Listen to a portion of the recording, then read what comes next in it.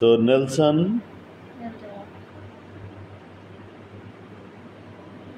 Mandela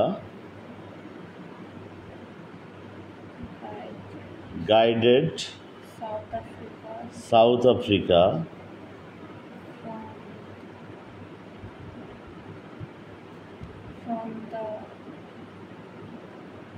from the shackles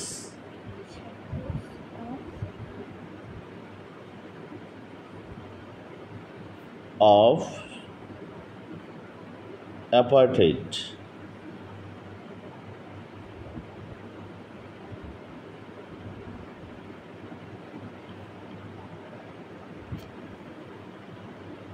To a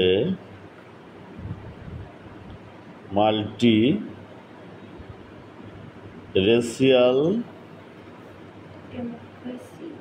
democracy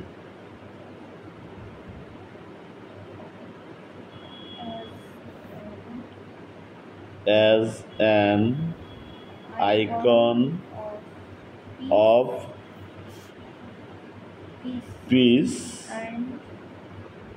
and reconciliation.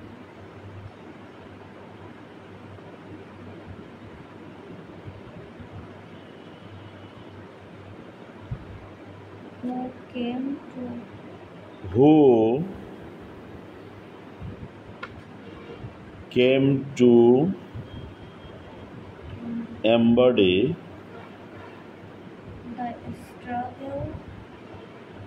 the struggle for justice around the world.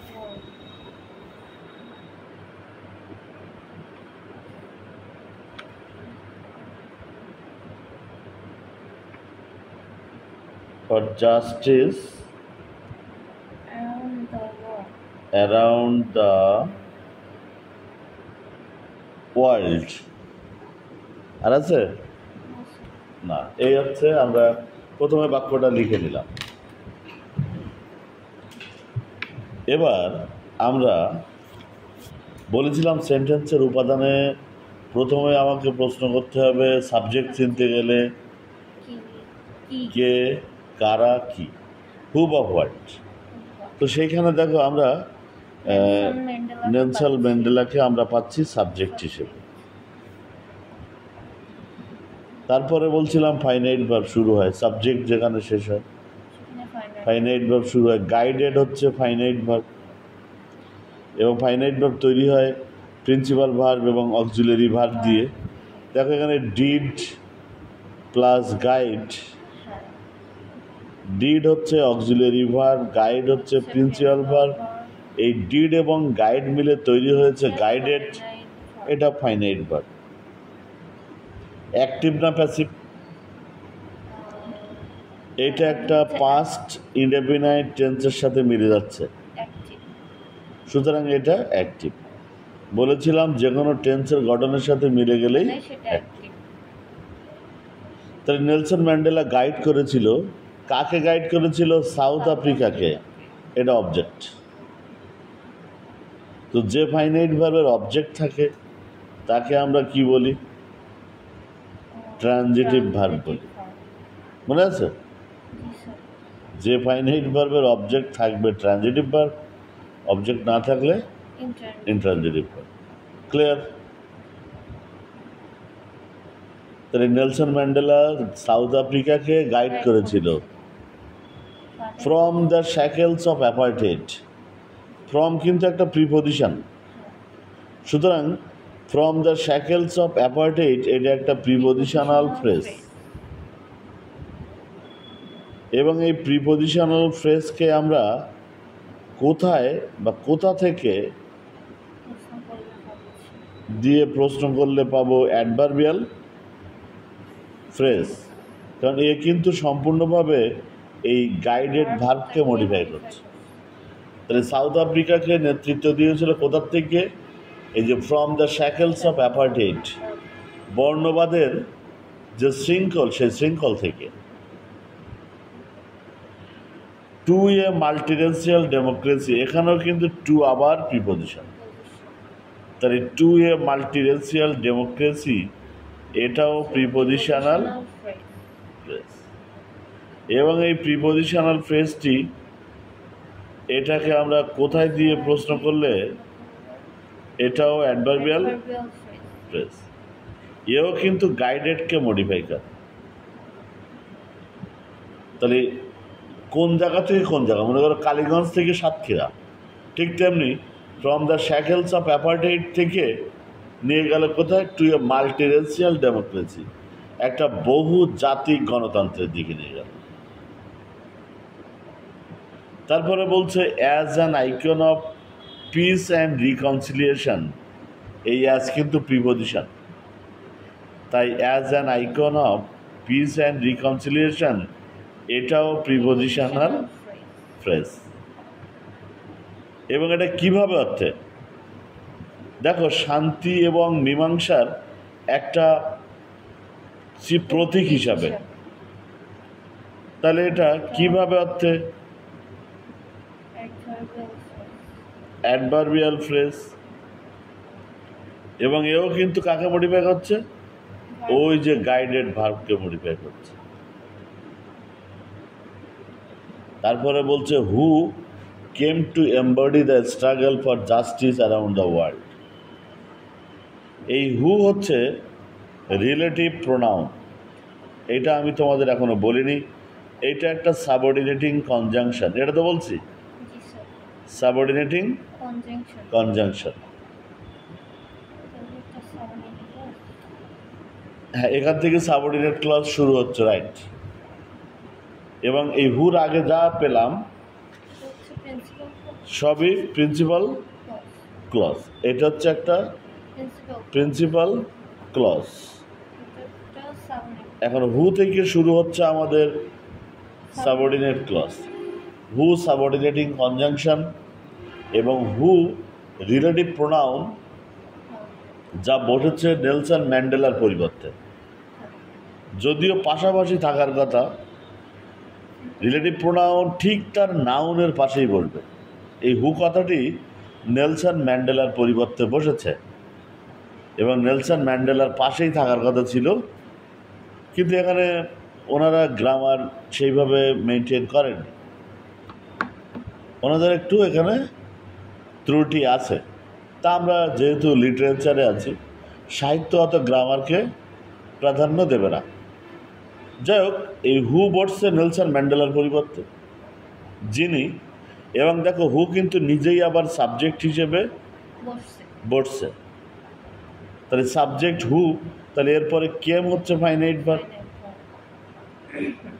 আমরা হুর পরিবর্তে Nelson ম্যান্ডেলাকেও ধরতে পারি যে নেলসন ম্যান্ডেলা কেম, তার মানে হু কেম, যিনি এসেছিলেন। এই কেম এখানেও কিন্তু ডিড এবং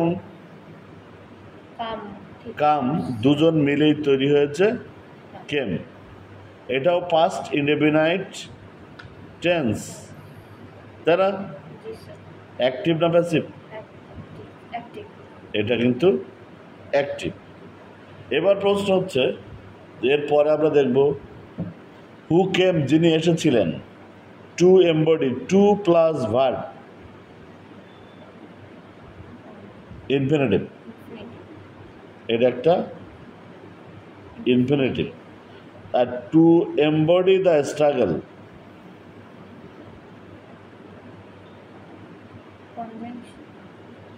টু এমবডি হচ্ছে ইনফিনিটিভ, আর দ্য স্ট্রাগল হচ্ছে এর অবজেক্ট, টু এমবডির অবজেক্ট।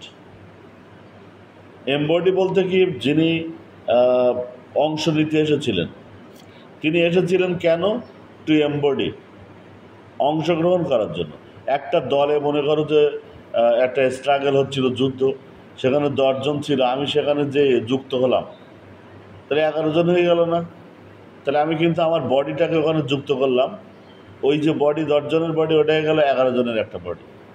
তাই টু এমবডি দ্য স্ট্রাগল, যুদ্ধে অংশ নেওয়ার জন্য এসেছিল। আমরা জানি ইনফিনিটিভ কেন অর্থে অ্যাডভার্ব হয়, তাই কেন বা উদ্দেশ্য বোঝাতে এটা অ্যাডভার্বিয়াল ফ্রেজ। এবং এটা কিন্তু তৈরি হয়েছে ইনফিনিটিভ ফ্রেজ থেকে। ইনফিনিটিভের সাথে আরও আছে টু এমবডি দ্য স্ট্রাগল। আরও কি আছে দেখো, For justice. For justice. কেন? ফর প্রিপোজিশন, হ্যাঁ। ফর কিন্তু প্রিপোজিশন, তাই ফর জাস্টিস এটাও কিন্তু প্রিপোজিশনাল Phrase. ফ্রেজ। কেন দিয়ে প্রশ্ন করলে এটাও adverbial Phrase. Phrase.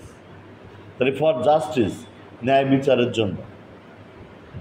Around the world, around কিন্তু প্রিপোজিশন, তাহলে অ্যারাউন্ড দ্য ওয়ার্ল্ড এটাও প্রিপোজিশনাল ফ্রেজ। এবং এটা কোথায়? কোথায় হচ্ছে Adverbial phrase. Adverbial phrase. তাহলে who came to embody the struggle for justice around the world, এটা হচ্ছে সাবঅর্ডিনেট ক্লজ। এটার নাম আমরা বলছি সাবঅর্ডিনেট ক্লজ। প্রশ্ন হচ্ছে কেম ফাইনাইট ভার্বটির অবজেক্ট আছে নাকি নাই? যিনি এসেছিলেন হ্যাঁ। কাজ করা বোঝাচ্ছে। এরপরে দেখো সব অ্যাডভার্ব পেয়েছি। অ্যাডভার্ব কখনোই অবজেক্ট বা সাবজেক্ট নয়, তাহলে এটা ইনট্রানজিটিভ Intransitive verb. ভার্ব। এবং এই বাক্যে আরও একটা কথা, আমরা এর আগের আলোচনায় বলছিলাম যে সাবঅর্ডিনেট ক্লজ হতে পারে নাউন ক্লজ, অ্যাডজেক্টিভ ক্লজ অথবা অ্যাডভার্বিয়াল ক্লজ। বলেছিলাম না সাবজেক্ট তৈরি হয় নাউন ক্লজের বেলায়। এই সাবঅর্ডিনেট ক্লজটির নাম হচ্ছে রিলেটিভ ক্লজ। রিলেটিভ প্রোনাউন দিয়ে শুরু হয়েছে, তাই এর নাম রিলেটিভ ক্লজ। আর প্রত্যেকটা রিলেটিভ ক্লজ মানে হচ্ছে অ্যাডজেক্টিভ ক্লজ। তাহলে শেষ কথা হচ্ছে যে এইটা ছিল একটা কমপ্লেক্স Sentence. সেন্টেন্স। প্রথম ক্লজ সমান প্রিন্সিপাল ক্লজ,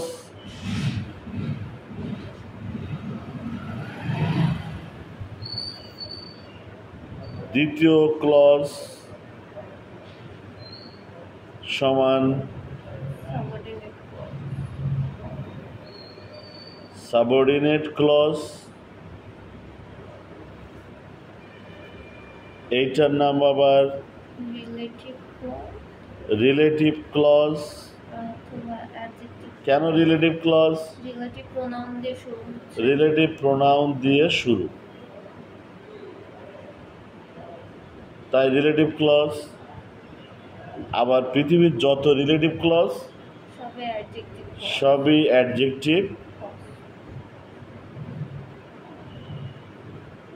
ক্লজ। তো আমরা নেলসন ম্যান্ডেলার প্রথম সেন্টেন্সটাকে এইভাবে কি করলাম, বিশ্লেষণ করলাম।